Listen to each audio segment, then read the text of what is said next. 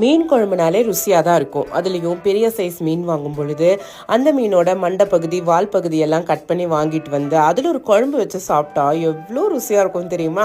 அப்படி ஒரு குழம்பு தான் இன்றைக்கி எங்கள் வீட்டில் வச்சுருந்தோம். சாப்பாடு, மீன் குழம்பு, அப்புறம் இந்த சென்டர் பீஸ் எல்லாம் ஃப்ரை பண்ணியிருந்தேன். வாங்க இந்த குழம்பு இன்றைக்கி எப்படி வைக்கிறதுன்னு பார்க்கலாம். கொஞ்ச நாளைக்கு முன்னாடி ஒரு ஃபிஷ் ஃப்ரை வீடியோவில் இந்த மீனோட மண்டை வால் குழம்பு பற்றி நான் பேசியிருந்தேன். அப்போ இருந்து இப்போ வரைக்கும் எனக்கு இந்த ரெசிபி ஷேர் பண்ணுங்கள் நிறைய பேர் கேட்டுக்கிட்டே இருந்தாங்க. உங்களுக்காக தான் இந்த ரெசிபி. எந்த மீனை வேணாலும் இருக்கலாம். அந்த மீனோட மண்டை வால் பகுதியை க்ளீன் பண்ணி வாங்கிட்டு வந்துக்கோங்க. இப்போ இதுக்கு ஒரு மசாலா அரைச்சிடலாம். தேங்காயை ஃபஸ்ட்டு ஒரு ஓட்டு ஊட்டிட்டு அது கூட சின்ன வெங்காயம், தக்காளி, பூண்டு, ட்ரை ரோஸ்ட் பண்ண வெந்தயம், கொஞ்சம் மஞ்சத்தூள், தேவையான அளவு குழம்பு மிளகாய் தூள் இதெல்லாம் போட்டு நல்லா ஒரு பேஸ்ட்டாக அரைச்சி வச்சுக்கோங்க. இந்த மீன் குழம்ப மண் சட்டியில் வைங்க. அதுவும் நல்லெண்ணெய் ஊற்றி வச்சிங்க அப்படின்னா ருசி பிரமாதமாக இருக்கும். எண்ணெய் காஞ்சதும் கடுகு, வெந்தயம், கருவேப்பிலை, இடித்து வச்ச சின்ன வெங்காயம் அதெல்லாம் நல்லா ஒரு வதக்கிட்டு நம்ம அரைச்சி வச்ச பேஸ்ட்டையும் உள்ளே சேர்த்திக்கோங்க. அப்புறம் தேவையான அளவு புளிக்கரசலையும் சேர்த்திக்கோங்க. நான் மீன் வறுவலுக்கு கொஞ்சம் மசாலா அரைச்சிருந்தேன், அது மீதமாக இருந்தது.